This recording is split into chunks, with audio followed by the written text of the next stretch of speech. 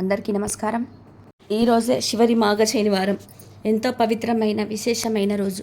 మాఘమాసము అంటే లక్ష్మీనారాయణులకు ప్రీతికరమైన మాసం. మరి ఇంతటి విశేషమైన ఈరోజు ఈ కథలను విన్నా, చదివినా, చెప్పినా, వినిపించినా జన్మల దోషాలు తొలగి కోటి జన్మల పుణ్యం వస్తుంది, సకల శుభాలు కలుగుతాయి. మరి ఆ కథ ఏమిటో ఇప్పుడు ఈ వీడియోలో తెలుసుకుందాం. కలియుగ ప్రత్యక్ష దైవం శ్రీ వెంకటేశ్వర స్వామి. భక్తుల కోరికలు తీర్చి ఆ స్వామిని పూజించడానికి విశేషమైన రోజు శనివారం. పూర్వకాలంలో తొండమాన్ చక్రవర్తి స్వామివారిని బంగారు తులసి దళాలతో పూజించేవాడు. కొంతకాలానికి తొండమాన్ చక్రవర్తి ఎవరో కూడా నాలాగా స్వామిని పూజించరుండరు అని గర్వం తలకు ఎక్కింది. ఈ విధమైన భావంతో ఒకరోజు శ్రీవారి ఆలయంలోకి ప్రవేశించే సమయానికి తాను పూజించిన బంగారు తులసి దళాలు పక్కకు తోయబడి మట్టితో చేసిన పువ్వులు స్వామివారి పాదాలపై వేయబడి ఉన్నాయి. అది చూసిన తొండమానుడు ఆశ్చర్యానికి లోనై స్వామివారిని పలికించాడు. అలా ఆలకించిన స్వామి ఇలా పలికాడు: రాజా, నీవే కాదు, నాకు ప్రియమైన భక్తులు అనేక మంది ఉన్నారు. అటువంటి భీముడు ఒకడు. కుండలు చేసుకొని పని చేసుకునే కుమ్మరి అయిన చెక్కతో నా విగ్రహాన్ని ఇంటిలో ప్రతిష్ఠించి ప్రతిరోజు కుండలు చేసుకునే తర్వాత చేతులకు అంటకుండా మట్టితో పువ్వులు చేసి వాటితో నన్ను పూజిస్తాడు. అవి ఈ మట్టి పువ్వులు. నాకు బంగారు పువ్వులైనా మట్టి పువ్వులైనా ఒకటే. అవి సమర్పించడం వెనక ఉన్న భక్తే నాకు కావలసింది అని పలికాడు స్వామి. వెంకటేశ్వర స్వామి వారి మాటలు విని జ్ఞానోదయమైన తొండమానుడు స్వామివారితో కలిసి భీముడు ఇంటికి చేరుకున్నాడు. శ్రీ వెంకటేశ్వరుని చూసిన ఆనందంతో భీముడు పరిపరి విధాలా కీర్తించి తన ఆతిథ్యాన్ని స్వీకరించమని స్వామిని కోరగా అందుకు స్వామి అంగీకరించగా మొదలైన మట్టి కుండను సంకట తెచ్చి స్వామివారికి అందించాడు భీముడు. స్వామివారు నన్ను స్వీకరించారు. ఇది చూసిన తొండమానుడు భక్తి పారవశంలో మునిగిపోయాడు. అప్పటి నుంచి ప్రతిరోజు సగం పగిలిన మట్టి పెంకలో నివేదన పెట్టి ఆచారాన్ని ఏర్పరిచారు. ఇప్పటికీ నిత్యం నైవేద్యం కుండ పెంకలోనే సమర్పించబడుతుంది. వివిధ రకాలైన పిండి వంటలు గంగాళాల కొద్దీ నైవేద్యంగా సమర్పించబడుతున్న అవన్నీ గర్భాలయానికి శయన మంటపంలోని నివేదిస్తారు. ఒక్క ఓడు నైవేద్యం మాత్రం గర్భాలయంలోకి తీసుకువెళ్ళి నివేదిస్తారు. ప్రతిరోజు నివేదన కొరకు కొత్త కుండ పెంకుని ఉపయోగిస్తారు. అందువల్లే స్వామివారికి తోమని పల్లాలు అని వాడు అని పేరు ఏర్పడింది. కాగా కుమ్మరి భీముడు కుర్వతి నంబిక ప్రసిద్ధి చెందాడు. భక్తులు కోరిన కోరికలు నెరవేరుస్తూ ఎంతో ప్రసిద్ధి చెందిన శ్రీ వెంకటేశ్వర స్వామివారు శ్రీహరి, ఏడుకొండలవాడు, మడ్డి కాసులవాడు, గోవిందుడు అని పిలుస్తారు. అయితే స్వామివారిని దర్శించుకునే భక్తులు తప్పనిసరిగా స్వామివారిని గోవింద గోవింద అనే పేరుతో పిలవడం మనం చూస్తున్నాం. అయితే స్వామివారిని ఈ విధంగా గోవింద అనే పేరుతో పిలవడానికి గల కారణం ఏమిటి, ఏ పేరు వెనుక ఉన్న కథ ఏమిటి అనే విషయాలను ఇప్పుడు తెలుసుకుందాం. పురాణాల ప్రకారం ఒకరోజు శ్రీ వెంకటేశ్వర స్వామి అగస్త్య మహర్షి యొక్క ఆశ్రమానికి వెళ్ళి నన్ను శ్రీనివాసుడు అని పిలుస్తారు. మీ ఆశ్రమంలో చాలా గోవులు ఉన్నాయి కదా, నాకు ఒక గోవు కావాలి అని అడగడంతో అందుకు అగస్త్య మహాముని చాలా సంతోషించి ఇలా పలికాడు: స్వామి, నేను మీకు గోవులు ఇవ్వడానికి నాకు ఎలాంటి అభ్యంతరం లేదు. కానీ వేదాల ప్రకారం పత్ని లేనిదే గోదానం చేయకూడదు. కనుక మీరు సతీ సమేతంగా వస్తే సంతోషంగా మీకు గోదానం చేస్తాను అని చెప్పడంతో శ్రీనివాసుడు అక్కడి నుండి వెళ్ళిపోతాడు. అయితే ఆశ్రమంలో అగస్త్యుడు లేని శబ్దం శ్రీనివాసుడు పద్మావతిని వెంట తీసుకొని ఆశ్రమానికి వెళ్ళి అగస్త్యుడు శిష్యుని నన్ను మీకు గురువుగాను రమ్మన్నాడు. గోదానం చేయాలి అంటే సతీ సమేతంగా రమ్మని చెప్పారు. మీ గురువుగారు ఆజ్ఞ మేరకి సతీ సమేతంగా వచ్చాను, నాకు గోవు ఇవ్వు అనడంతో అందుకు ఆ శిష్యుడు తన గురువు లేనిదే గోవులు ఇవ్వడానికి నిరాకరించాడు. మీరు గురువులు ఉన్నప్పుడు రావాల్సింది సూచించాడు. ఈ మాట విన్న శ్రీనివాసుడు ఎంతో కోపంతో తిరుమల కొండ వైపు నడుచుకుంటూ వెళ్ళసాగాడు. అప్పుడే ఆ సమయానికి ఆశ్రమానికి వచ్చిన అగస్త్యుడితో శిష్యులు జరిగిందంతా చెప్పగా, దాంతో అగస్త్యుడు తన శిష్యులతో పాటు మరికొంతమందిని శ్రీనివాసుడి దగ్గరికి బయలుదేరారు. ఆ సమయంలో స్వామిని కొంత దూరం నుంచి చూసి అగస్త్యుడు స్వామి అని పిలిచిన అప్పటికీ స్వామివారు కోపంతో అతని మాటలు పట్టించుకోలేదు. ఈ క్రమంలోనే మళ్ళీ అగస్త్యుడు గోవా ఇందా అని చెప్తాడు. గోవా అంటే ఆవు, ఇందా అంటే ఇదిగో అని అర్థం. అలా గోవింద అని పలకడంతో ఆ పేరు గోవిందగా మారి స్వామివారిని గోవింద నామస్మరణ చేస్తూ భక్తులు పూజ చేస్తున్నారు. తిరుమలలో పూసిన ప్రతి పువ్వు స్వామి పాదాల చెంతకు చేరాలి అనుకుంటుంది. శ్రీవారి తోమాల సేవలో మురవాలి అనుకుంటుంది. స్వామి గుండెలపై ఒదిగిపోవాలనుకుంటుంది.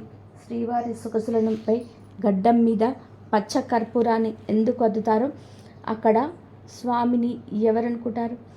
తిరుమల ఆలయంలో మహాద్వారానికి కుడివైపున కనిపించే గుణపం కదేమిటి? తిరుమలలో స్త్రీలు పువ్వులు ఎందుకు పెట్టుకోరు? ఈ ప్రశ్నలన్నిటికీ ఒకే సమాధానం. అనంత ఆళ్వార్లు శరణు చొచ్చిన వారికి ఆ వెంకటాచలపతి ఎంతటి దయావర్షం కురిపిస్తారో చెప్పే కథ ఇది. అనంతాచార్యుల చరితం నిష్కల్మషమైన భక్తికి తార్కాణం. తిరుమలలో పూసిన ప్రతి పువ్వు స్వామి పాదాల చెంతకు చేరాలి అనుకుంటుంది. ఇలాగే స్వామి సేవలో తరించి ఆయన పాదాల మీద రాలిన గొప్ప భాగవతుడు అనంత ఆళ్వారుడు గురించి తెలుసుకోవడం అంటే భక్తులపై శ్రీనివాసుడి అనంతమైన ప్రేమ వాత్సల్యం గురించి తెలుసుకోవడమే. శ్రీరంగంలో భగవత్ రామానుజ శిష్యులే అనంతాచార్యులు.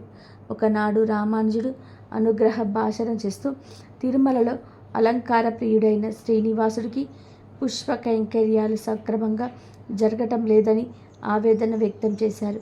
కానీ దట్టమైన అడవులు, క్రూర మృగాలు, విషసర్పాలు జీవించే శేషాచల కొండలు ఎవరు ఉండగలరు? అక్కడ చెరువు తవ్వి బృందావనం తయారు చేసి పుష్పసేవ ఎవరు చేస్తారు? ఈ విధానంగా గురువు రామానుజ పాదులు అర్థం చేసుకున్న శిష్యుడైన అనంతాచార్యుడు తాను వెళ్ళి వెంకటాచలపతికి పుష్ప కైంకర్యాలను సమర్పిస్తాను అన్నాడు. గురువుగారికి ఇచ్చిన మాట ప్రకారం భార్యకు తీసుకొని తిరుమలకి చేరాడు. అనంత ఆళ్వారులు రావడంతోనే పూల తోట పనులు ప్రారంభించాడు. అనంత ఆచార్యులను వేదానికి స్వేదానికి శ్రీవారు కరిగిపోయాడు. భార్యతో కలిసి చెరువు తవ్వుతున్న బక్క పలచని అనంతాచార్యుడి దగ్గరికి సాక్షాత్తు శ్రీనివాసుడే ఒక బాలుడ రూపంలో వచ్చాడు. నీకు నేను సహాయం చేస్తాను అన్నాడు. కానీ పశువర్డుతో పరిచయించుకోవడం ఏమిటి అని అనంతాచార్యుల వారు వద్దని వాదించారు. బాలుడు ఎంత బతిమిలాడినా వద్దన్నారు. కానీ అనంతాచార్యులకు తెలియకుండా ఆయన భార్యకు చెరువు తవ్వడంలో సాయం చేస్తున్నాడు ఆ బాలుడు. ఆ దృశ్యం చూసిన అనంతాచార్యులకు కోపం కట్టలు తెంచుకుంటుంది. సాయం వద్దని చెప్పినా ఎందుకు చేస్తున్నావంటూ బాలుని తరుముతారు. పట్టరాని కోపంతో బాలుడిపై గుణపం విసురుతారు. మర్నాడు పుష్ప కైంకర్యాల కోసం ఆనంద నిలయానికి వెళ్ళిన అనంతాళ్వార్లు స్వామివారి గడ్డం నుంచి రక్తం రావడాన్ని గమనించి వాడి రూపంలో వచ్చింది శ్రీవారి అని గ్రహించి తల్లడిల్లిపోయాడు. వెంటనే వెంకటనాథుడి గడ్డానికి పచ్చ కర్పూరాన్ని అద్దుతారు. ఇప్పటికీ ఈ ఆచారం తిరుమలలో కొనసాగుతుందని చెబుతారు. అలా తిరుమల ఆలయంలో నిత్యం పుష్ప కైంకర్యాలు చేసిన పరమ భక్తుడే అనంత ఆళ్వార్లు. తిరుమలలో స్వామివారికి నిత్యం పూలు సమర్పించి సేవ చేసుకునే భాగ్యం పొందిన తొలి భక్తుడే అనంత ఆళ్వార్లు. గురు రామానుజ ఆదేశాలతో శ్రీవారికి పుష్ప కైంకర్య విధానాన్ని అమలు చేసింది అనంతాచార్యులే. శ్రీవారి సేవ కోసం పూల సాధుకు అనంతాళ్వార్లు ఏర్పాటు చేసిన పూలవనాన్ని అనంతాళ్వార్ తోటగా పిలుస్తారు. మల్లెలు, మందారాలు, చామంతులు, సంపెంగలు, కలువలు, కనకాంబరాలు, గులాబీలు, నందివర్ధనాలు, బిల్వదళాలు, తులసి దళాలు ఈ నందనం ఆలాడుతూ ఉంటుంది. ఇప్పటికీ అనంతాచార్య వంశీయులు స్వామికి నిత్యం పుష్ప కైంకర్యాలను సమర్పిస్తూ ఉన్నారు. తిరుమల ఆలయంలో కావలి మీదుగా ఆలయం ప్రవేశం చేసినప్పుడు కుడివైపున గోడకు తగిలించి ఉన్న గడ్డపాలను చూడగానే అనంతాళ్వార్లు గుర్తుకు వస్తారు. అలాగే సొగసైన స్వామి ముఖంపై చుమ్కానికి అద్దిన పచ్చ కర్పూరాన్ని చూసిన అనంతాళ్వార్ల అమాయకమైన భక్తి మదిలో మెదులుతుంది. శరణాగతి తత్వానికి ప్రతీకగా నిలిచింది అనంత ఆళ్వార్ల జీవితం. స్వామికి సంబంధించిన మరొక విశేషమైన కథను ఇప్పుడు విందాం. పూర్వకాలంలో అవంతి దేశంలో భాగ్యనగరము అనే పట్టణం ఉండేది. పేరుకు తగినట్టుగానే ఆ పట్టణంలో భాగ్యవంతులకు కొదవలేదు. అయితే వారు తమ తమ సంపదను చూసుకొని గర్విస్తూ మిగిలిన సామాన్యులను అతి హీనంగా చూసేవారు. ఆ ఐశ్వర్యమంతా తమ గొప్పే అని తలుస్తూ నిత్యం పూజలు కాదు కదా, విశేష రోజుల్లో కూడా ఏ పూజలు కూడా చేసేవారు కాదు. అప్పుడు శ్రీమన్నారాయణుడికి వీరందరికీ కూడా జ్ఞానోదయం కలిగించాలని తోచింది. ఒక రోజున ధనవంతులందరూ విందు వినోదాల్లో మునిగి తేలుతున్నారు.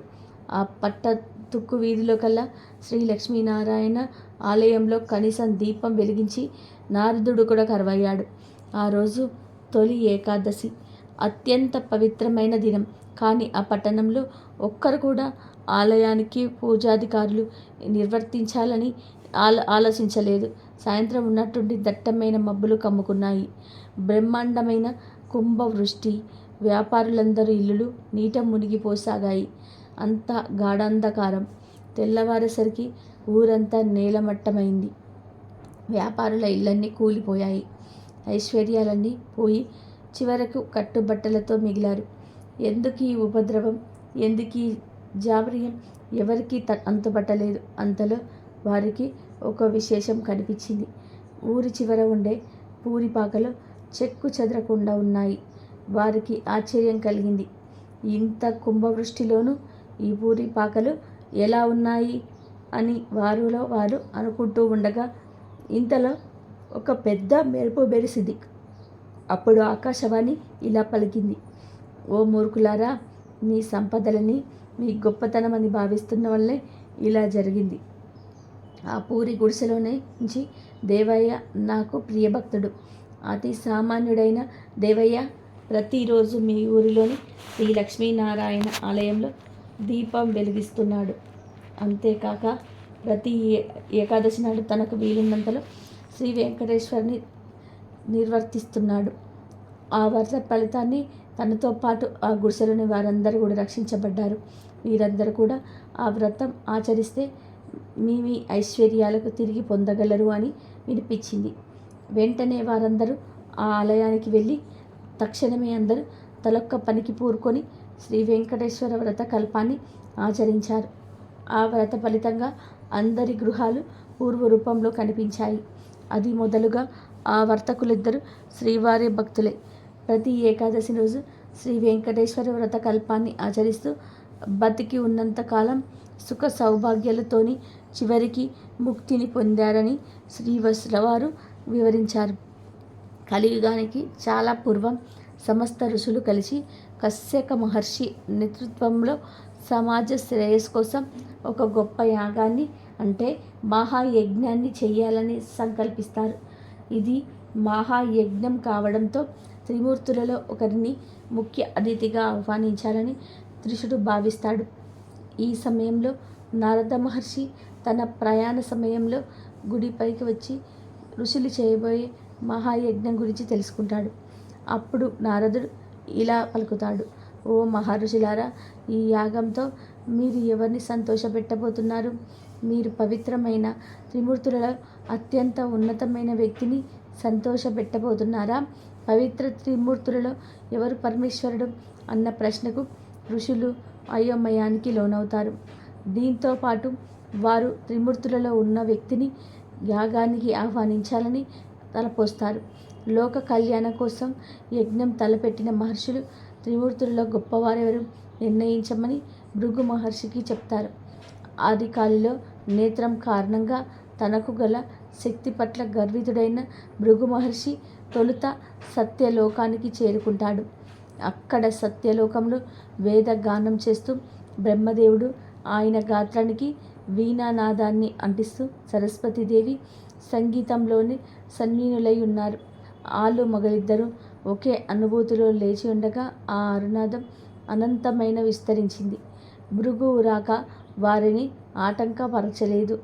దాంతో వారు ఆయన రాకతో స్పందించలేరు. దీంతో కోపగించిన భృగువు బ్రహ్మకు భూలోకంలో ఆలయాలు ఉండవని శ్రవిస్తాడు. ఇక అక్కడి నుంచి కైలాసానికి వెళ్తాడు. కైలాసంలోని శివపార్వతులు నాట్యంలో లీనమై ఉంటారు. ఆది దంపతులతో పాటు గణపతి, కుమారస్వామి సైతంగా నంది, భృంగి, రుద్రగణాలు ఆ పారవస్యంలో ఉన్నారు. ఇక్కడ కూడా భృగు మహర్షికి స్వాగత సత్కారాలు లభించలేదు. పార్వతీ పరమేశ్వర్లు తాళం తప్పకుండా చేస్తున్న నాట్యం సర్వసృష్టికి శృతి లయలు అయింది. అహంకారులయం లేకుండా ఉండమంటే భృగు మహర్షి ఆదిదేవుడు నాట్యమాపి తనని పలకరించే వరకు సహజంగా భక్తిగా వేచి ఉండేవాడు. కానీ భృగుకి అదనపు శక్తి ఉంది. దానికి తాలూకు అహంకారం కూడా ఉంది. కాబట్టి భక్తుడు భగవంతుడి కోసం వేచి ఉండడం కాదు, భగవంతుడే భక్తుడి రాక కోసం మెలకువతో ఉండాలి అనుకున్నాడు.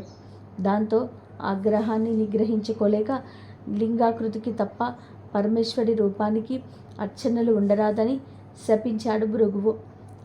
అక్కడి నుంచి వైకుంఠానికి చేరుకున్నాడు. అక్కడ లక్ష్మీనారాయణుడు చదరంగ వినోదంలో తల మునకలై ఉంటారు. సత్యలోకంలో బ్రహ్మ సరస్వతుల హృదయాలు సంగీత భరితమైతే కైలాసంలో శివపార్వతుల తనువులు నాట్యగతిలో లయంచి ఉన్నాయి. వైకుంఠంలో లక్ష్మీ విష్ణువుల వేదస్థపరంగా చదరంగ క్రీడలు పొదిగి ఉన్నారు.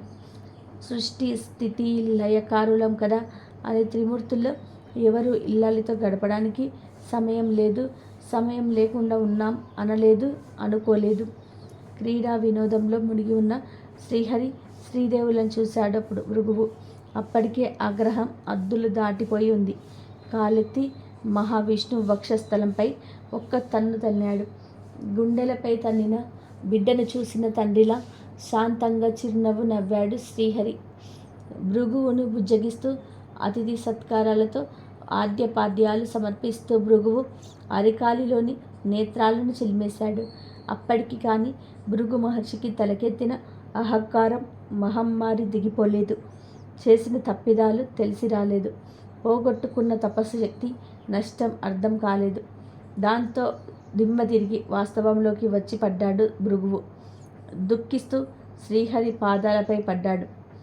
ఆ పైన పశ్చాత్తాపంతో తపోవనానికి తరలిపోయాడు. అతన్ని ఆశీర్వదించి తిరిగి చూసిన శ్రీహరికి ఎదురుగా శోకమూర్తి అయి శ్రీలక్ష్మి నిలిచి ఉంది. తన నివాస స్థలమైన మహావిష్ణు వస్తవ స్థలంపై భృగువుని విష్ణువు శిక్షించగా సహకరించి పంపించినందుకు ఆ తల్లి అవమానించింది. అన్వయించబోయిన శ్రీమన్నారాయణుడికి శ్రీదేవి శోకాసోలే సమాధానం చెప్పాయి. బాధాతప్తమై ఆ ఇల్లాలు కన్నీటితో భర్తను విడిచిపోయింది. సిరితలతో ఉన్నప్పుడు సర్వసంపదలతో వైభవమూర్తై వెలిసిల్లిన శ్రీమన్నారాయణుడు శ్రీదేవి విడిసి వెళ్ళడంతో దరిద్ర నారాయణుడై అడుగును పట్టిపోయాడు. బుక్కెడు పాలని పుట్టలో నుండి పొదుగు వదిలిన తర్వాత పుణ్యాన కడుపు నింపుకున్నాడు. దేశ దిమ్మరిలా తిరుగుతూ ఒకలమాల చేరినప్పుడు సైతం ఎవరు నాయన నీవు అంటే ఏ పేరని చెప్పను, ఏ పేరుతో పిలిచినా పలుకుతాను, ఎవరని చెప్పను, అన్ని ఊళ్ళు నాయే, సిరి నుండే తల్లి ఇప్పుడు తొలగిపోయిందంటాడు. ఆ తల్లి జాడ పడుతూ అంతే నాయన, లోకరీతి భాగ్యం ఉన్నంతకాలం అందరూ గౌరవిస్తారు, తరమి కోల్పోయినాడు అన్నీ కోల్పోయినట్టే అంటూ కన్న వెంటను ఆదరించినట్టు ఆదరిస్తుంది. ఆశ్రమవాసి అయి వరహామూర్తి అనుమతి పొంది ఆశ్రితుడై జీవిస్తూ ఆకాశరాజపుత్రి పద్మావతిని ప్రణయమాడాలనుకొని పైసలేవి పెళ్లి చేసుకునేందుకు వడ్డీకి అప్పులు తీసుకోవాల్సి వచ్చింది. ఒకప్పుడు సిరి సంపదలకి నిలవైన వాడు. కలకంట కంట కన్నీరు లొలికితే అది పరిస్థితి. శ్రీ వెంకటేశ్వర స్వామికి సంబంధించిన ఒక విశేషమైన కథను ఇప్పుడు విందాం. పూర్వకాలంలో మగధ సామ్రాజ్యంలో విష్ణు చిత్తుడు అని శ్రీవారి ప్రియభక్తుడు ఉండేవాడు. అతనికి 9 మంది స్త్రీ సంతానం కలిగారు. ఎంతో పాండిత్యమున్న మిక్కిలి పేదరికంతో బాధపడుతున్నాడు విష్ణు చిత్తుడి భార్య సారామతి. ఎల్లప్పుడూ ఆమె శ్రీమన్నారాయణుడి ప్రార్థిస్తూ ఉండేది. అప్పుడప్పుడు వివాహాది శుభకార్యాల పురోహిత్య కార్యక్రమాలలో దక్షిణగా వచ్చే కొద్ది సొమ్ముతో ఎంతో కష్టాలు పడుతూ కాపురం సాగిస్తున్నారు ఆ దంపతులు. కుమార్తెలను యుక్త వయసు వచ్చింది. తారామతికి ఎప్పుడు వీరి వివాహం ఎలా జరిపించాలా అని చింతగా ఉండేది. ఆ శ్రీనివాసుని ప్రార్థిస్తూ కాలం గడుపుతూ ఉండేది తారామతి. ఓ శ్రీనివాస భక్తులారా, ఆశ్రిత జనరక్షకుడైన శ్రీ వెంకటేశ్వర స్వామి వారికి తన భక్తులన్న అపార ప్రేమ అని మనందరికీ తెలిసిందే కదా. ఇలా ఉండగా ఒకరోజు ఉదయం ఒక వృద్ధ బ్రాహ్మణుడు విష్ణు చిత్తుని ఇంటికి వెళ్ళి తలుపు తట్టాడు. అయ్యా, నేను బంగదేశపు వాసిని. ఒక యజ్ఞం నిమిత్తం వెళుతూ దారి మధ్యలో ఈ దేశానికి చేరుకున్నాను. దయచేసి ఈ ఒక్కరోజు ఇంట్లో ఉండనిస్తే తిరిగి రేపు ఉదయమే వెళ్ళిపోతాను అని విష్ణు చిత్తుని అర్పించాడు. అందుకు విష్ణు చిత్తుడు ఇలా పలికాడు. స్వామి, అంతకు మించిన అదృష్టం మాకేముంటుంది? అతిథి సాక్షాత్తు శ్రీమన్నారాయణుడితో సమానమని మన పురాణాలు ఘోషిస్తున్నాయి కదా. తమరు ఎటువంటి సంకోచం లేకుండా మా ఇంట్లో తప్పక ఉండవలసింది అని ఆ ముసలి బ్రాహ్మణుడిని లోపలికి తీసుకువచ్చి సపరిచర్యలు చేశాడు. ఆ రోజు మధ్యాహ్నం భోజనం చేసిన తర్వాత ఆ వృద్ధ బ్రాహ్మణుడు తారామతితో ఇలా అంటాడు. ఏమమ్మా, దిగాలుగా ఉన్నావు? ఏమిటి నీ బాధ? ఏమీ సంకోచించకుండా చెప్పు అన్నాడు. అప్పుడు తారామతి ఇలా అంటుంది. స్వామి, తమరు మహా తపస్సంపన్నులు. తేజస్సులో సాక్షాత్తు ఆ వైకుంఠ వాసిని మాదిరిగా ఉన్నారు. మీ వద్ద దాచేదేముంది? నా మనోవేదనంతా నా పుత్రికల వివాహం గురించి అని విన్నవించుకుంది. అంతటా ఆ విప్రోత్తముడు చిరునవ్వు నవ్వి ఇలా అన్నాడు. తల్లి, నీ బాధ నేను గ్రహించాను. నీ కష్టాలన్నీ తొలగిపోయి కుమార్తెలకు శుభప్రదంగా వివాహం అవ్వడానికి ఒక అద్భుత వ్రతాన్ని నీకు తెలియజేస్తాను. ఆ వ్రతాన్ని ఆచరిస్తే నీ కష్టాలు పటాపంచలైపోతాయి. శ్రీ వెంకటేశ్వర వ్రతము అనే వ్రతం మిక్కిలి సులభతరం అని చెప్పి ఆ వ్రత విధానమంతా కూడా ఆ దంపతులకు వివరించాడు. అంతటా విష్ణు చిత్తుడు ఇలా పలికాడు. స్వామి, మహా సంతోషం. ఇంతకు మించిన భాగ్యం ఏముంటుంది మాకు? ఎన్నో రోజులు ఎందుకు? శుభస్థ శీఘ్రమని పెద్దలు అన్నారు కదా. ఈరోజే ఎంతో మంచి రోజు. ఈరోజు తమరు చెప్పిన శ్రీ వెంకటేశ్వర విధానాన్ని ఆచరిస్తాము అని విష్ణు చిత్తుడు తారామతి దంపతులిద్దరకు తన కుమార్తెలందరితో కలిసి ఆ రోజు సాయంకాలమే బంధుమిత్రులు పిలుచుకొని శ్రీ వెంకటేశ్వర వ్రతాన్ని అత్యంత భక్తి శ్రద్ధలతో ఆచరించారు. వచ్చిన భక్తులందరూ వ్రతం పూర్తయిన తర్వాత తీర్థ ప్రసాదాన్ని స్వీకరించి తమ తమ గృహాలకు వెళ్ళిపోయారు. అప్పుడు విష్ణు చిత్తుడు వారు భార్య సమేతంగా ఆ బ్రాహ్మణోత్తముడికి పాద నమస్కారం చేసి తమ దంపతులను వేడుకున్నారు. అప్పుడు ఆ బ్రాహ్మణోత్తముడు వ్రత తీర్థ ప్రసాదాలు తాను స్వీకరించి మనోభీష్ట సిద్ధిరస్తు, శ్రీ లక్ష్మీ శ్రీనివాస కటాక్ష సిద్ధిరస్తు అని ఆశీర్వదించాడు. ఇంతలో చీకటిపడి నిద్ర సమయమైంది. అంతటా విష్ణు చిత్తుడు ఆ బ్రాహ్మణుడికి ఒక చిరిగిన దుప్పటిని ఇచ్చి కన్నీళ్ల పర్యంతంగా ఇలా పలికాడు. స్వామి, కడుపేదనైనా నా వద్ద ఇంతకు మించి మంచి దుప్పటి లేదు. ఈ రాత్రికి నన్ను క్షమించి దీని అందే పడుకోండి అని వేడుకున్నాడు. అందుకు ఆ బ్రాహ్మణుడు చిరునవ్వు నవ్వి ఇలా అన్నాడు. విష్ణు చిత్త, ఏమీ బాధపడకు, నేను బయట బసాలలో పడుకుంటానని చెప్పాడు. కొద్దిసేపటికి అందరు కూడా నిద్రలోకి జారుకున్నారు. రాత్రి 4వ జామున ఉరుములు మెరుపులతో పెద్ద వర్షం కురిసింది. అంతా కటిక చీకటి.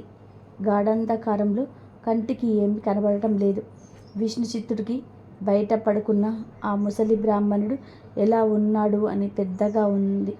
కానీ ఈ గాఢాంధకారంలో ఏమీ కనిపించక ఎప్పుడెప్పుడు తెల్లవారుతుందా అని ఆ రాత్రి గడిపాడు విష్ణుచిత్తుడు. అప్పు కుటుంబం అంతా ఇంతలో తెల్లవారింది. వాన తేలికపడింది. బయట బ్రాహ్మణుడు ఏమయ్యాడో, ఎంత బాధపడ్డాడో అనుకుంటూ బయటకు వచ్చిన ఆ దంపతులకు అద్భుత దృశ్యం కనిపించింది. అక్కడ విప్రోత్తముడు లేడు. చిరిగిన దుప్పటి స్థానంలో పట్టు పీతాంబరం ఉంది. ఆ పీతాంబరంపై శ్రీ వెంకటేశ్వర స్వామి వారి విగ్రహం చిరునవ్వుతో కనిపించింది. జరిగిందంతా ఆ దంపతులకు అర్థమైంది. వారు ఆనందానికి అవధులు లేవు. వచ్చింది సాక్షాత్తు ఆ శ్రీమన్నారాయణుడే. ఆహా, ఏమీ మన భాగ్యమో కానీ ఆ స్వామివారిని గ్రహించలేకపోయామే. చివరికి చిరిగిన దుప్పటి ఇచ్చామే అని తలుస్తూ శ్రీ స్వామివారి విగ్రహాన్ని కళ్ళకు అద్దుకొని ఇంట్లోకి వచ్చాడు. ఇల్లంతా స్వర్ణమయంగా కనిపించింది. అంతటా ధనరాశులే. ఆహా, శ్రీ వెంకటేశ్వర స్వామివారి వ్రతకల్ప మహత్యమే కదా ఇదంతా జరిగింది అని ఆ స్వామిని అనేక విధాలా స్తుతించారు. చూశారా, సాక్షాత్తు శ్రీ స్వామివారే ఆ భక్తుడి ఇంటికి అతిథి రూపంలో వచ్చి వ్రత విధానం చెప్పడమే కాకుండా తీర్థ ప్రసాదాలు కూడా తానే స్వయంగా స్వీకరించాడు. శ్రీ స్వామివారు అంతటి కరుణామయుడు. ఎవరైతే భక్తి శ్రద్ధలతో ఈ వ్రతాన్ని ఆచరిస్తారో వారింటికి తామే స్వయంగా ఏదో రూపంలో తప్పక వస్తాడు. మీరందరూ కూడా ఈ వ్రతాన్ని ఆచరించి స్వామివారి కరుణా కటాక్షాలు పొందండి. పూర్వం ఒక విద్యాధరుడు చాలా కాలం వరకు సంతానం లేక పరమేశ్వరుడు గురించి ఘోరమైన తపస్సు చేశాడు. అతని తపస్సుకు మెచ్చుకొని శంకర భగవానుడు ప్రత్యక్షమై ఏమి కావాలో కోరుకోమన్నాడు. దాంతో విద్యాధరుడు శంకరుణ్ణి స్తుతించి, దేవా, నాకు పుత్ర సంతానం కలిగేటట్లు వరాన్ని ఇవ్వమని అడిగాడు. పరమేశ్వరుడు ఇలా పలికాడు, విద్యాధర, నీ జాతకంలో పుత్రుడు కలిగే యోగం లేదు.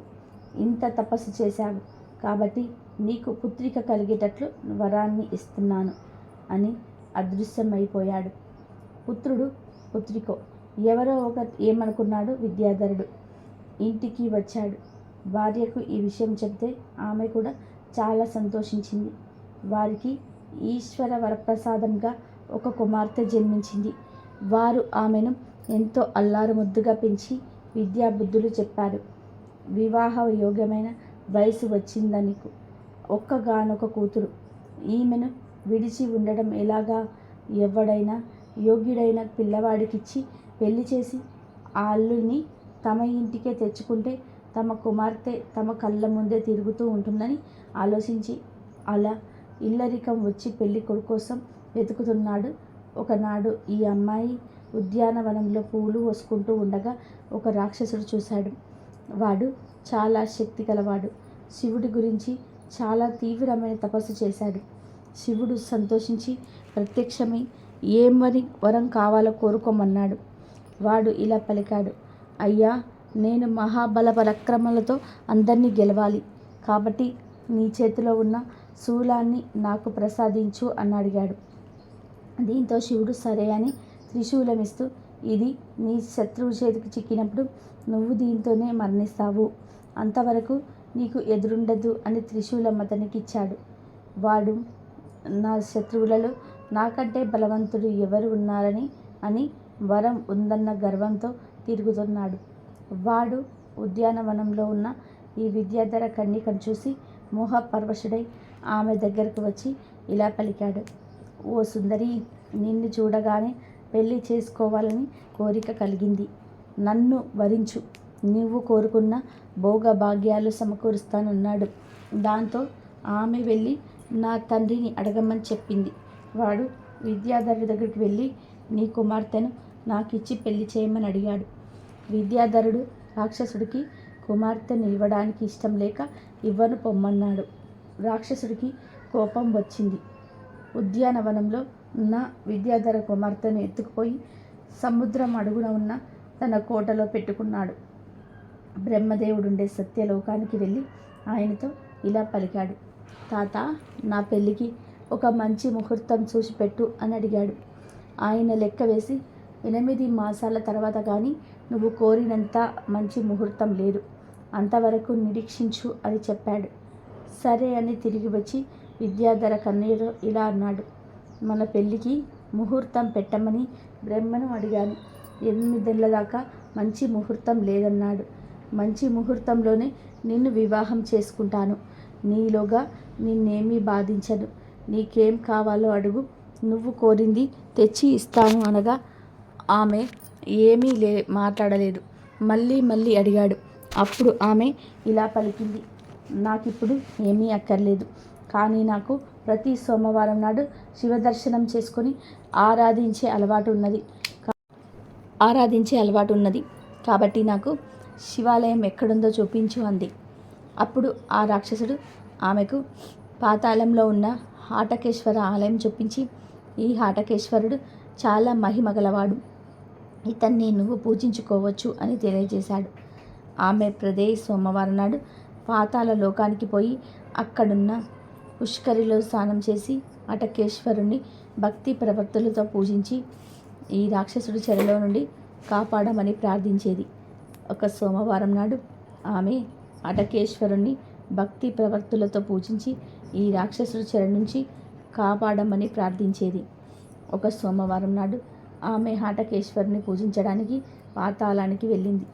నారద ముని కూడా హాటకేశ్వరుని దర్శించుకోవడానికి అక్కడికి వచ్చి దైవ దర్శనం చేసుకున్నాక అక్కడే ఉన్న విద్యాధర కన్య గురించి చూసి ఇలా పలికాడు.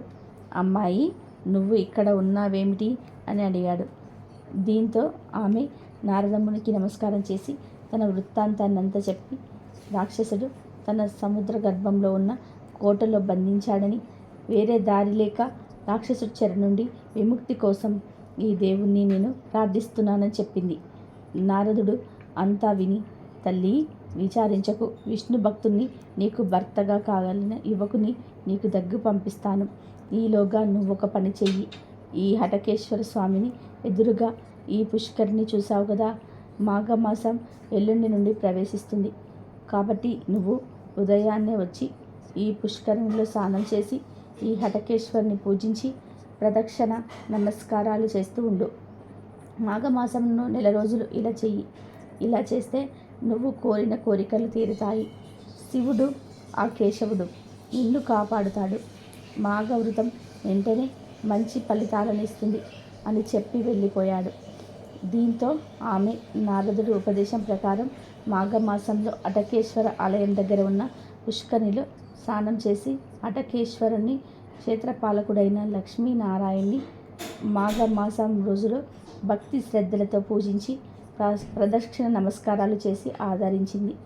నారదుడు లోక సంచారం చేస్తూ సౌరాష్ట్ర దేశాన్ని పాలిస్తున్న హరిద్రదుడు అనే రాజు దగ్గరికి వెళ్ళాడు. అతను మహావిష్ణు భక్తుడు. గురుకులంలో విద్యాభ్యాసం పూర్తయిన తర్వాత తండ్రి ఆజ్ఞానుసారం రాజ్యానికి పట్టాభిషిక్తుడయ్యాడు. అతడు అంత చిన్న వయసులో కూడా ప్రహ్లాదుని వలె నిత్యం హరినామ స్మరణ చేస్తుంటాడు. అందరిలోనూ విష్ణుదేవుని దర్శిస్తాడు. ఏ పని చేసినా హరినామ స్మరణ చేస్తాడు. గోవిందనామ స్మరిస్తూ భోజనం చేస్తాడు. వామన్ని తలుచుకుంటూ నిద్రలేస్తాడు. ఎవరికి ఏది ఇచ్చినా సరే కృష్ణార్పణం అంటూ ఇస్తాడు. ఆ హరిధ్వజుడు నారద మహాముని చూడగా ఎదురుగా వచ్చి తీసుకువెళ్ళి పీఠం మీద కూర్చోబెట్టి కాళ్ళు కడిగి నెత్తి మీద చల్లుకొని పలహారం సమర్పించి పూజిస్తాడు. నారదుడు అతని భక్తికి సంతోషించి ఇలా అన్నాడు. రాజా, ఒక రాక్షసుడు శివుడు వలె వరాలు పొంది ఆ గర్భంతో ఒక విద్యాధర బాలికను బలాత్కారంగా ఎత్తుకుపోయి సముద్ర గర్భాన ఉన్న తన కోటలో బంధించాడు. ఆమె మహాసౌందర్యవతి, సద్గుణ సంపన్నురాలు, విశేషించి శ్రీ విష్ణు భక్తురాలు. నీకు అన్ని విధాలుగా తగినది. ఆమెను నువ్వు భార్యగా స్వీకరించాలి. ఆ రాక్షసుని దగ్గర శివప్రసాదితమైన శూలం ఒకటి ఉంది. దానిని నువ్వు ముందు చేజిక్కించుకొని దానితోనే వాడిని సంహరించాలి. మరొక విధానంగా వాడు చావడు. వెళ్ళి ఆమెను రక్షించి నీ అర్ధాంగిగా చేసుకోమని చెప్పి వెళ్ళిపోయాడు. హరిద్రదుడు సముద్రం దగ్గరకు వెళ్ళగానే సముద్రుడు అతని కోటకు వెళ్ళడానికి దారిని ఇచ్చాడు. హరిద్రదుడు ఆ కోటకు చేరాడు. రాక్షసుడు పెళ్లి ముహూర్తం కోసం బ్రహ్మ దగ్గరికి వెళ్ళాడు. రాజు వెంటనే కోటలో ప్రవేశించి రాక్షసుడు వెళ్ళిన శూలాన్ని చేజిక్కించుకుని రాక్షసుడు రాక కోసం ఎదురు చూస్తుండగా రాక్షసుడు వచ్చాడు. తన శూలం చేత పట్టుకుని నిలుచున్న రాజుతో వాడు యుద్ధానికి సిద్ధమయ్యాడు. వారిద్దరూ 3 రోజులు అఘోరాత్రులు యుద్ధం చేశారు. క్రమంగా రాక్షసుడి బలం క్షీణించింది. రాజు శూలంతో పొడిచి రాక్షసుని సంహరించాడు. విద్యాధర పుత్రిక నారదుని ఉపదేశం ప్రకారం అతన్ని భర్తగా వరించింది. దీంతో హరిద్రథుడు ఆమెను తన రాజ్యానికి తీసుకుపోయి వివాహం చేసుకున్నాడు. విద్యాధర దంపతులు కూడా వచ్చి దీవించి కుమార్తె అదృష్టానికి చాలా సంతోషించారు. వారిద్దరూ విష్ణు భక్తులే గనక నిత్యము భగవత్ సేవ చేసుకుంటూ ప్రజలను కన్నబిడ్డల్లాగా పరిపాలించారు. రాజా, చూశావు కదా, మాఘమాస వ్రత ప్రభావం. అది హరిద్రథ దంపతులకు సమస్త ఐశ్వర్యాలను సమకూర్చిపెట్టింది అని వశిష్ఠుడు దిలీపుడికి మాఘవ్రత ప్రభావాన్ని వివరించాడు. వశిష్ఠుడు దిలీప మహారాజుకు మాఘసాన మహత్యాన్ని ఇలా వివరిస్తున్నాడు. పూర్వకాలంలో కుచ్చుడు అనే బ్రాహ్మణుడు ఉండేవాడు. అతను కందమముని కుమార్తెను పెళ్లి చేసుకున్నాడు. వారికి ఒక కొడుకు పుట్టాడు. కుచ్చుని కుమార్తెడు కాబట్టి అతను అందరూ కూడా కౌచుడు అని పిలిచేవారు. కౌచుడు గురువుల దగ్గరికి వెళ్ళి తన బుద్ధి కుశత వల్ల చాలా కొద్ది కాలంలోనే సకల విద్యలు నేర్చుకొని మహాపండితుడయ్యాడు. కౌచుడికి దేశాటనం చేయాలని బుద్ధి పుట్టింది. దీంతో అతను తల్లిదండ్రులను అనుమతి తీసుకొని బయలుదేరాడు. కౌచుడు మాఘమాసం ప్రారంభమయ్యేసరికి కావేరీ నది తీరంలో శ్రీరంగ పట్టణానికి చేరుకుంటాడు. అతను కావేరీ నదిలో స్నానం చేస్తూ ఆ మాఘమాసమంతా ఆ పుణ్యక్షేత్రంలోని గడపాలని నిశ్చయించుకున్నాడు. ప్రతిరోజు కావేరీ నదిలో మాఘ స్నానం చేసి శ్రీరంగనాథుని ఆరాధిస్తూ సమీపంలో ఉన్న అరణ్యంలోని ఒక చెట్టు కింద అక్కడే తపస్సు చేసుకుంటూ ఉండేవాడు. ఆ విధానంగా తపస్సు చేసుకుంటున్న సమయంలో కొన్ని దుప్పులు వచ్చి కొమ్ములతో అతని ఒంటిని తాకినా అతనికి తపోభంగం అయ్యేది కాదు. అది చూసిన వారు అతనిని మృగశృంగుడు అని పిలిచేవారు. అతని తపస్సుకు మెచ్చి ఒకసారి శ్రీ లక్ష్మీనారాయణుడు ప్రత్యక్షమయ్యాడు. కౌచుడు ఆ లక్ష్మీనారాయణ్ణి దర్శించి ఆనందంలో మైమరిచి ఎన్నో శ్లోకాలతో విష్ణువును స్తుతించాడు. శ్రీపతి ఆ స్తోత్రాలకు సంతుష్టుడై ఇలా పలికాడు. నాయనా, నీవు చాలాసార్లు ఈ కావేరీ నదిలో మాఘస్నానం చేసి ఈ రంగనాథుని ఆరాధించి నా అనుగ్రహానికి పాత్రుడవయ్యావు. అపారమైన పుణ్య సంపదను ఆశించావు. నీకిష్టమైన వరాన్ని కోరుకో అన్నావు. అప్పుడు కౌచుడు ఇలా సమాధానం చెప్పాడు. స్వామి, నీ దివ్య దర్శనాన్ని నాకు అనుగ్రహించావు. నేను ధన్యుణ్ణి అయ్యాను. నిన్ను దర్శించిన తర్వాత నాకు ఏ విధమైన కోరికలు కలగటం లేదు. ఎప్పుడు నేను తలచిన నీవు దివ్యమంగళ విగ్రహంతో సాక్షాత్కరించి నాకు ఆనందం కలిగించావు. నాకు అదే చాలు అని కోరుకున్నాడు కౌచుడు. నారాయణుడు అతనికి ఆ వరాన్ని అనుగ్రహించాడు. కౌచుడు ఇంటికి తిరిగి వచ్చాడు. తల్లిదండ్రులు అతన్ని చూసి ఎంతో సంతోషించారు. యోగ్యురాలైన ఒక కన్యను చూసి అతడికి పెళ్లి చేయాలని నిశ్చయించుకున్నారు. ఒకనాడు కుమారుని పిలిచి అతనికి తమ అభిప్రాయాన్ని చెప్పారు. కౌచుడు వివాహానికి తన సుముఖతను వ్యక్తం చేశాడు. భోగాపురం అనే గ్రామంలో సదాశివ శర్మ అనే ఉత్తమ బ్రాహ్మణుడు ఒకడున్నాడు. అతనికి ఒక కుమార్తె ఉన్నది. ఆమె పేరు సుశీల. ఆమె పేరుకు తగినట్టుగానే మంచి స్వభావము, ప్రవర్తన కలిగిన ఉత్తమురాలు. సదాశివుడు ఆమెను కౌచుడికిచ్చి వివాహం చేసే ఉద్దేశంతో వచ్చి కౌచుడి తల్లిదండ్రుల్ని సంప్రదించాడు.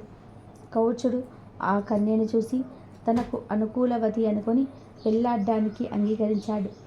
ఇంతలో ఒకనాడు సుశీల తన 2 చెలికత్తెలతో కలిసి నదీ స్నానం చేయడానికే ఊరికి దూరంగా ఉన్న నదికి వెళ్ళింది. స్నానం అయిన తర్వాత తిరిగి వస్తూ ఉండగా అడవిలో నుంచి వచ్చిన ఒక ఏనుగు వారిని తరిమింది. వారు తలకు కదికు పారిపోయారు.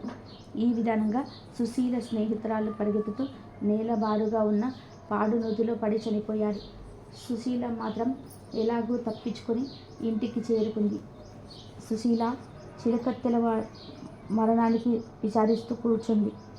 వాళ్ళు నా వల్లే చనిపోయారు, వారు బ్రతికితేనే నేను పెళ్లి చేసుకుంటానని పట్టుకొని కూర్చుంది. ఈ సంగతి తెలుసుకొని కౌచుడు, నేను యముడి గురించి తపస్సు చేస్తాను, ఆ అమ్మాయిల శరీరాలను తెచ్చి జాగ్రత్త చేయండి అని చెప్పాడు. ఒక నదీ తీరానికి పోయి నదిలో స్నానం చేసి తపస్సు చేయడానికి కూర్చున్నాడు. అమ్మాయిలు తవ్విన ఏనుగు అక్కడికి నీరు తాగడానికి వచ్చింది. ఆ ఏనుగు కౌసుని తీక్షణంగా చూస్తే తొండంతో ఎత్తి తన మెడ మీద కూర్చోబెట్టుకుంది. కౌచుడు తన కమండలంలో ఉన్న నీళ్లు ఆ ఏనుగు మీద చల్లాడు. అది వెంటనే ఒక దేవతా స్వరూపుడిగా మారి కౌచుడికి నమస్కారం చేసి తనకు శాప విమోచనం కలిగించినందుకు కృతజ్ఞతలు చెప్పి దేవలోకానికి వెళ్ళిపోయాడు. మరలా కౌచుడు తపస్సులో కూర్చున్నాడు. కౌచుడు తపస్సుకు సంతోషించిన యముడు ఆ యమ ఎదుట ప్రత్యక్షమై ఇలా పలికాడు. కౌచా, నీ తపస్సుకు నేను ఎంతగానో సంతోషించాను. నీకేం వరం కావాలో కోరుకోమన్నాడు.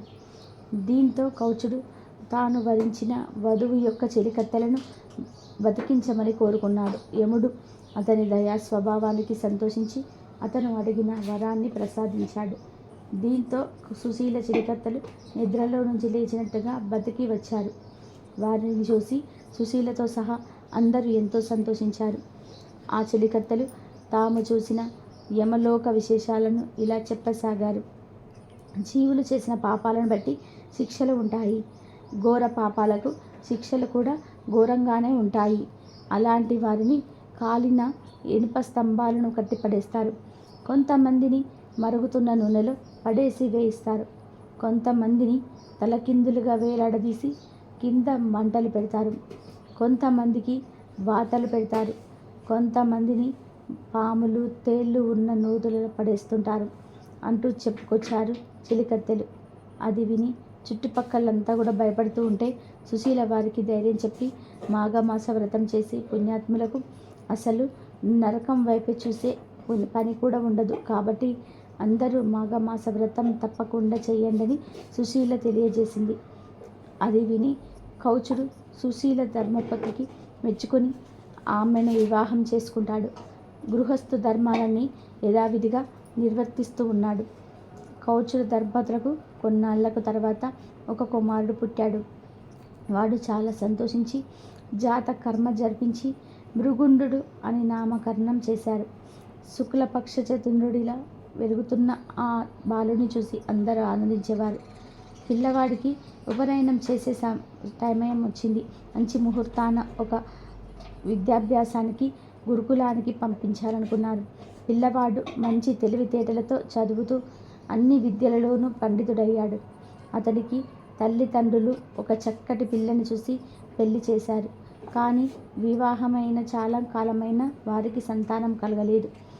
వారణాసి మహాపుణ్యక్షేత్రం అక్కడికి వెళ్ళి అన్నపూర్ణ సమేతుడైన శ్రీ విశ్వనాథుడిని సేవిస్తే అతని కటాక్షం పుత్ర సంతానం కలుగుతుందని భావించి ఆ కొడుకు భార్యతో సహా వారణాసికి వెళ్ళి అక్కడ గంగాధర నదిలో మణికర్ణిక ఘట్టంలో స్నానం చేసి శ్రీ విశ్వేశ్వర స్వామిని ఆరాధించాడు. విశ్వనాథ ఆలయంలోకి వెళ్ళగా తాను కైలాస పర్వతానికి వెళ్ళినట్లు ఆనంద పరవశుడై ఎంతో భక్తితో అభిషేకాలు అర్చనలు చేశాడు. ఆ విముక్త క్షేత్రంలో తాను కూడా ఒక శివలింగాన్ని ప్రతిష్ఠించి దానికి మృగండనాథలింగం అని పేరు పెట్టి పూజించాడు భృకొండడు. ఎంతకాలం అలా పూజించినా అతడికి సంతానం కలగలేదు. ఇక పరమేశ్వరుడు గురించి తపస్సు చేయాలని నిర్ణయించుకొని ఆ కాశీ క్షేత్రంలోని ఒక ఏకాంత ప్రదేశంలో కూర్చొని ఏకాగ్రమైన మనసుతో తపస్సు చేశాడు. ఇలా చేయగా కొంతకాలానికి చంద్రశేఖరుడు ప్రత్యక్షమయ్యాడు. భృకండు చంద్రశేఖరుని భక్తితో నమస్కారం చేసి శ్రీరుద్ర మంత్రానితో స్తుతించి ఇలా పలికాడు. స్వామి, నువ్వు సకల సద్గుణ రాశి సౌందర్యవతి ప్రతిభత అయిన పాలను ప్రసాదించావు. నేను ఎంతగానో సంతోషించాను. ఆమెతోనే నేను గృహస్థ ధర్మాలు ఆచరిస్తున్నాను. కానీ గృహస్థుడకు ఆనందదాయకమైన సంతోషాన్ని కూడా సంతానాన్ని కూడా అనుగ్రహించి నాకు ఆశ్రమానికి పరిపూర్ణం కలిగించమని శంకరుని ప్రార్థించగా ఆయన ఇలా పలికాడు. భృకండముని, నీ కోరిక నెరవేరుతుంది. అయితే ఒక విషయం చెప్పు. వైధవ్యంతో ఏడుస్తూ చిరకాలం బతికే కుమార్తె కావాలా? అల్పాయుష్కుడైన 16 సంవత్సరాలు మాత్రమే జీవించే ఒక కుమారుడు కావాలా అని అడిగాడు. అప్పుడు భృకండు ఇలా పలికాడు. స్వామి, నన్నింకా పరీక్షించాలని అనుకుంటున్నావా? సరే, వితంతువై ఉండే కుమార్తె కంటే అల్పాయువైన కుమారుడే మేలు కదా. కుమారుణ్ణే ప్రసాదించు స్వామి అని వేడుకున్నాడు. దీంతో పరమశివుడు తదాస్తు అని చెప్పి అంతర్ధానమయ్యాడు. పరమేశ్వరుడి దయవల్ల భృకండ ముని భార్య గర్భవతి అయి 9 మాసాలు మోసిన తర్వాత పున్నమి చంద్రుడు లాంటి కుమారుని కన్నది. భృకండునికి పుత్ర సంతానం కలిగిందని విని బారసాల నాటికి భృకుండుని ఆహ్వానం మీద మునీంద్రుడనంతా కూడా విచ్చేశారు. బారసాల మహావైభవంగా జరిగింది. భృకండు బాలుని మునీశ్వరుల దగ్గరికి తీసుకుని వెళ్ళి మొక్కించాడు. వారంతా కూడా దీవించారు. ఆ బాలుడే మహాభక్తుడు, చిరంజీవి అయిన మార్కండేయుడు. కాబట్టి ఎంతో విశేషమైన ఈ కథను వింటే చాలు జన్మల దరిద్రం తొలగి కోటి జన్మల పుణ్యం వస్తుంది. సకల శుభాలు కలుగుతాయి. ఓం నమో శివాయ. ఓం నమో నారాయణాయ. ఓం నమో శ్రీ మాత్రే నమః. ఓం శ్రీ లక్ష్మీ నమః. ఓం నమో నారాయణాయ.